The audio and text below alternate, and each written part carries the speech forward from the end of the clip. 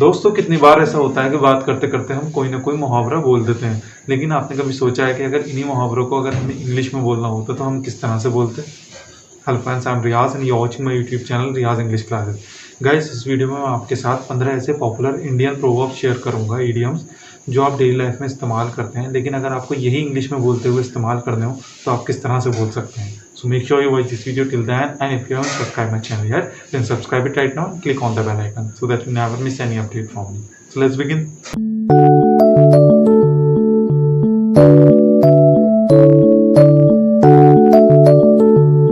दोस्तों, इसमें सबसे पहला इडियम आता है ऊंट के मुंह में जीरा। आपने काफी सुना होगा, अपनी डेली लाइफ में काफी इस्तेमाल भी करते होंगे ऊंट के मुंह में जीरा।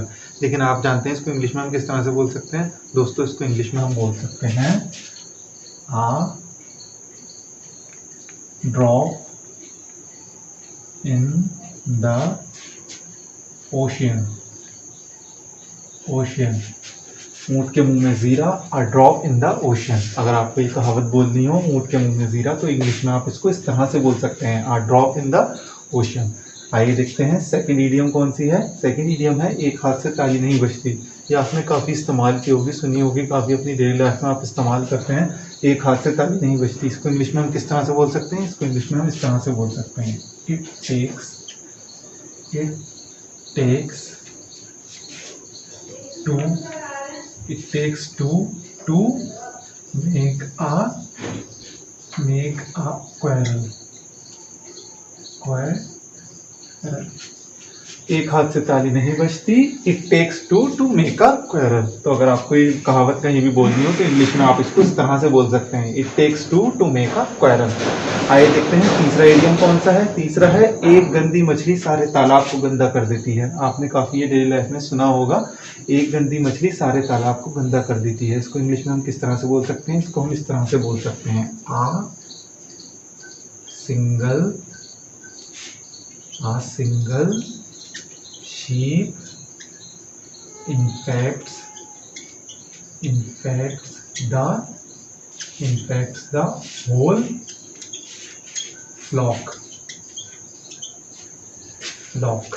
एक गंदी मछली सारे तालाब को गंदा कर देती है, A single sheep infects the whole flock। तो इस तरह से आप यूज कर सकते हैं इस कहावत को इंग्लिश में।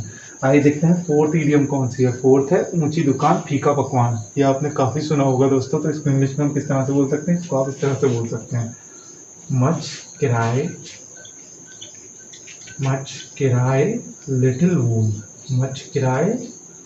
लिटिल वूल।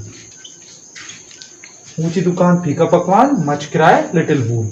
आगे देखते हैं फिफ्थ इडियम कौन सी है। फिफ्थ है खोदा पहाड़ निकली चुईया। ये आपने काफी सुना होगा दोस्तों, खोदा पहाड़ निकली चुईया। इसको इंग्लिश में हम किस तरह से बोल सकते हैं? इसको इस तरह से बोल सकते हैं, much ado about nothing.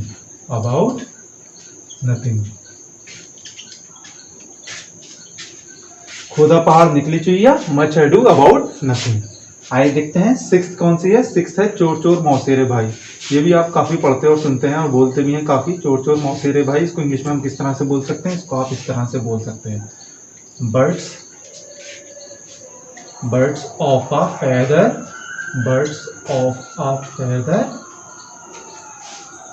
flock together। चोर मौसेरे भाई, birds of a feather flock together। Seventh idiom कौन सी है? सातवीं कहावत है जो आप डेली लाइफ में इस्तेमाल करते हो, 4 दिन की चांदनी फिर अंधेरी रात। ये आपने काफी सुनी है, काफी पॉपुलर कहावत है, 4 दिन की चांदनी फिर अंधेरी रात। इसको इंग्लिश में हम किस तरह से बोल सकते हैं? इसको आप इस तरह से बोल सकते हो, A nice day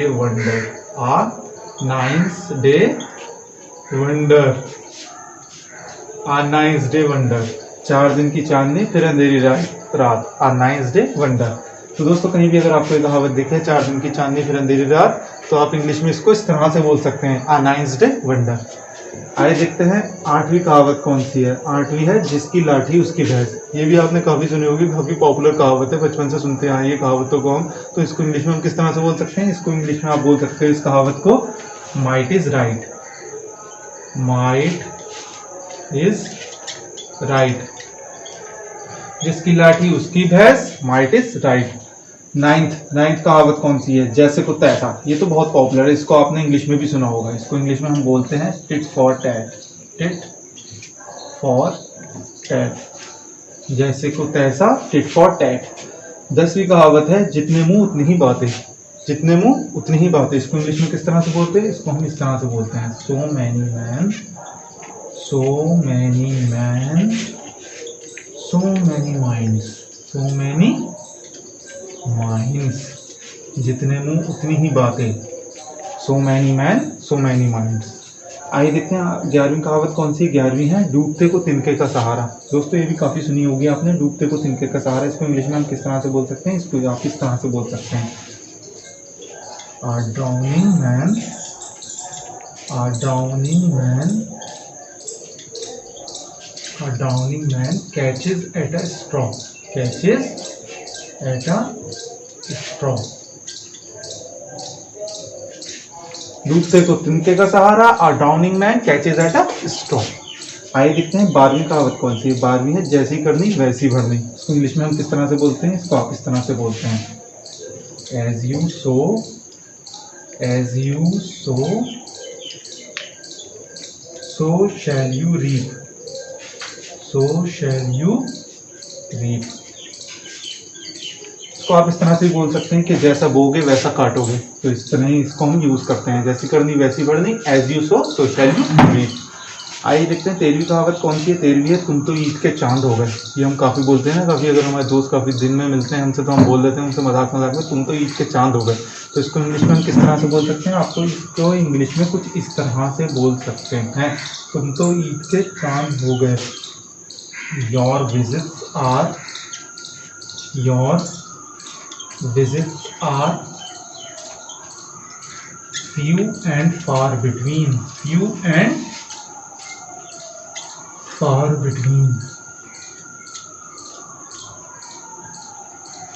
तुम तो ईद के चांद हो गए, your visits are few and far between. आइए देखते हैं 14वें नंबर पर कौन सी कहावत है? 14 नंबर पर है दाल में कुछ काला है। आपको इसको इंग्लिश में किस तरह से बोलना होगा? आपको इंग्लिश में कुछ इस तरह से बोलना होगा, दाल में कुछ काला है, there is something wrong at the bottom, there is something, there is something wrong at the bottom, wrong at the